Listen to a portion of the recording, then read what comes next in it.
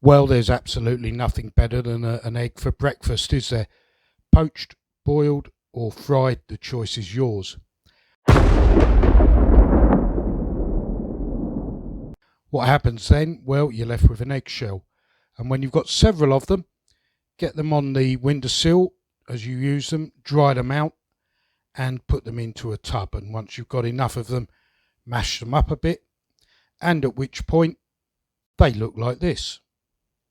You can either use them as they are, bit of PVA, sprinkle them onto your diorama, or we go back to what I suggested in Hot Tips video number 4, and if you didn't see it, there's a link on the screen.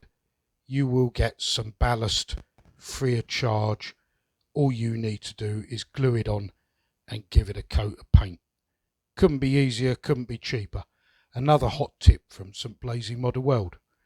That's it for this one. Take care, stay safe. We'll see you next time on the channel. Bye for now.